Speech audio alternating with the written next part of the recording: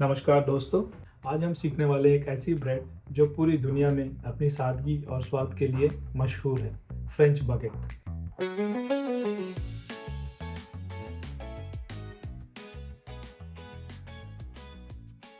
दोस्तों, ये हमारा शेफ विप्लव है, बंगाली दादा, जो हमें फ्रेंच बागेट बनाना सिखा रहे हैं। हाँ वो रेस डालेंगे हाफ एन आवर। उसके बाद 3 टाइप का फोल्ड देना पड़ता है। ओके। ठीक है, पहले एक फोल्ड डाल के डाल देंगे, फिर हाफ एन आवर के बाद दूसरा फोल्ड, फिर हाफ एन आवर के बाद तीसरा फोल्ड डाल के फाइनल शेप करके फिर उसके बाद वो अभी हम स्टेप बाय स्टेप करके दिखाएंगे। लेकिन शुरू करने से पहले आइए जानते हैं कि ये फ्रेंच बागेट आखिर होती क्या है। फ्रेंच बागेट फ्रांस की एक पारंपरिक ब्रेड है। इसकी पहचान इसके लंबा पतला आकार, बाहर से सुनहरा और कुरकुरा क्रस्ट और अंदर से बेहद हल्का और नरम एरी टेक्सचर, यानी बहुत सारे बबल्स दिखेंगे आपको।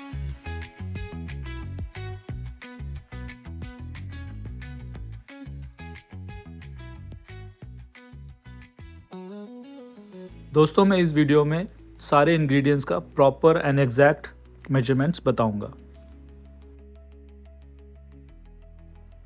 चलिए फिर शुरू करते हैं।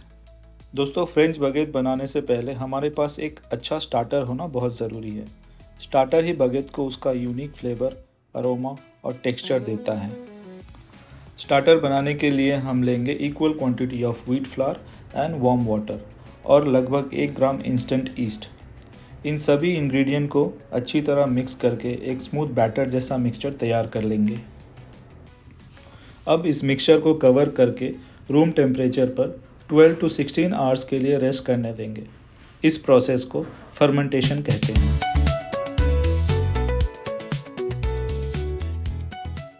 कार्बन डाइऑक्साइड की वजह से स्टार्टर के अंदर छोटे छोटे एयर बबल बनने लगते हैं और उसका वॉल्यूम भी इंक्रीज हो जाता है। जब आपको स्टार्टर के सरफेस पे बबल दिखने लगे और उसकी क्वांटिटी भी पहले से ज़्यादा लगने लगे, समझ जाइए कि स्टार्टर रेडी है। दोस्तों, साइंटिफिक पॉइंट ऑफ व्यू से देखा जाए तो स्टार्टर एक प्री फर्मेंट होता है।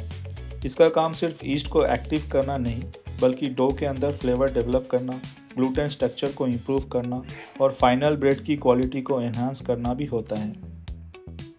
अब हमारा स्टार्टर परफेक्टली रेडी हो चुका है और अब हम इसे अपने बागेट डो में ऐड करके नेक्स्ट प्रोसेस शुरू करेंगे।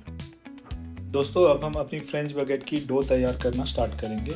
इस रेसिपी में हमने 1 किलोग्राम T65 फ्लावर लिया है, जो ट्रेडिशनल फ्रेंच बागेट के लिए सबसे सूटेबल फ्लावर माना जाता है। सबसे पहले हम इस फ्लावर में 600 ml ठंडा पानी ऐड करेंगे और इसे अच्छे से मिक्स कर लेंगे ताकि सारा फ्लावर हाइड्रेट हो जाए। इस स्टेज पे हम सिर्फ फ्लावर और वाटर को मिक्स करेंगे। इस प्रोसेस को ऑटोलाइज भी कहते हैं। ऑटोलाइज करने से फ्लावर पानी को ऑब्जॉर्व करता है, ग्लूटेन नेचुरली डेवलप होना स्टार्ट हो जाता है और डो की एक्सटेंसिबिलिटी इम्प्रूव होती है। इससे फाइनल बागेट का क्रम ज़्यादा ओपन और टेक्सचर ज़्यादा लाइट बन जाता है।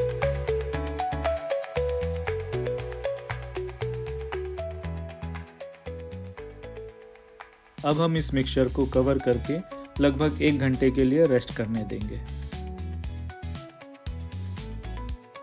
1 घंटे के बाद हम इस डो में 300 ग्राम एक्टिव स्टार्टर ऐड करेंगे। इसके साथ ही हम बाकी के 50 ml पानी भी ऐड करेंगे। अब हम सभी इंग्रेडिएंट्स को अच्छे से मिक्स करेंगे जब तक एक स्मूथ डो फॉर्म ना हो जाए।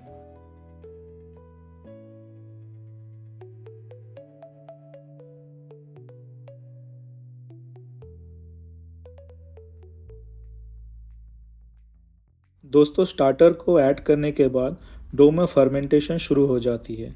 स्टार्टर के अंदर नेचुरली प्रेजेंट वाइल्ड ईस्ट और बेनिफिशियल बैक्टीरिया डो को राइज करने के साथ साथ उसमें यूनिक फ्लेवर भी डेवलप करती है। जब स्टार्टर और पानी डो में अच्छे से इनकॉर्पोरेट हो जाए, तब सबसे लास्ट में हम 20 ग्राम सॉल्ट ऐड करेंगे। सॉल्ट को हमेशा बाद में ऐड करना प्रेफर किया जाता है, क्योंकि सॉल्ट ग्लूटेन को स्ट्रेंथन करता है और फर्मेंटेशन को कंट्रोल करता है। अगर सॉल्ट को शुरू में ही ऐड कर दिया जाए तो ऑटोलाइज का पूरा बेनिफिट नहीं मिल पाता। इसके बाद डो को बल्क फर्मेंटेशन के लिए रख दिया जाएगा। इसी बीच हम डो को स्ट्रेच और फोल्ड भी करेंगे ताकि डो का स्ट्रेंथ और स्ट्रक्चर इम्प्रूव हो सके।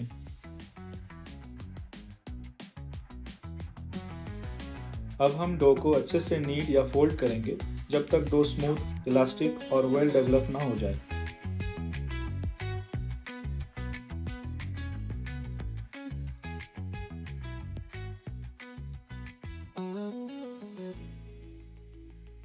जब डो प्रॉपरली फर्मेंटेड हो जाए तब इसे हम डिवाइड करेंगे, प्री शेप करेंगे और थोड़ी रेस्टिंग देंगे। उसके बाद फाइनल बगेट की शेपिंग दी जाएगी।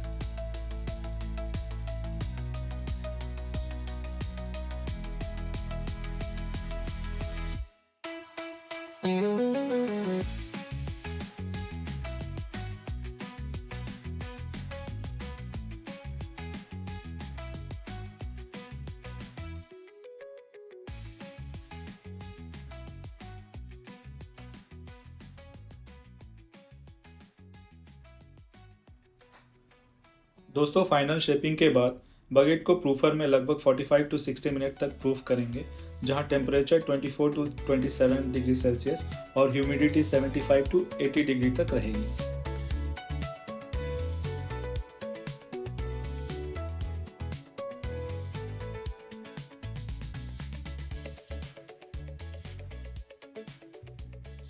प्रूफिंग कंप्लीट होने के बाद बगेट पर स्कोरिंग करेंगे, यानी कि ब्लेड से कट लगाएंगे और 240 to 250 डिग्री सेल्सियस के टेम्परेचर पे डेक ओवन में बेक करेंगे। अब इसके ऊपर हम हल्का सा वाटर स्प्रे करेंगे और थोड़ी सी राइस फ्लावर डस्ट करेंगे, ताकि बेकिंग के बाद क्रस्ट और भी अच्छा और क्रिस्पी बने। ध्यान रहे, ये स्टेप बिल्कुल ऑप्शनल है, अगर आप चाहें तो इसे स्किप भी कर सकते हैं। बेकिंग के शुरुआत में स्टीम देना बहुत ज़रूरी है। बगेट को लगभग 20 से 25 मिनट तक बेक करेंगे, जब तक एक क्रिस्पी और गोल्डन ब्राउन क्रस्ट डेवलप ना हो जाए।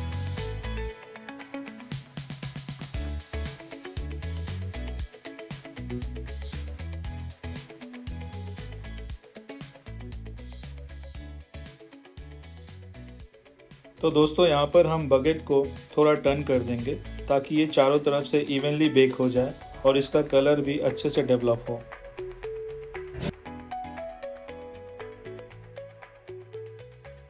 बेक होने के बाद हमारा ऑथेंटिक फ्रेंच बगेट बनकर तैयार हो चुका है, जिसका क्रस्ट क्रिस्पी, क्रम हल्का और फ्लेवर बहुत ही शानदार और रिच है। तो दोस्तों, आज के लिए इतना ही। अगर आपको मेरी ये वीडियो पसंद आई हो और इसे कुछ नया सीखने को मिला हो तो चैनल को ज़रूर सब्सक्राइब करें, वीडियो को लाइक, कमेंट और शेयर करना बिल्कुल ना भूलें।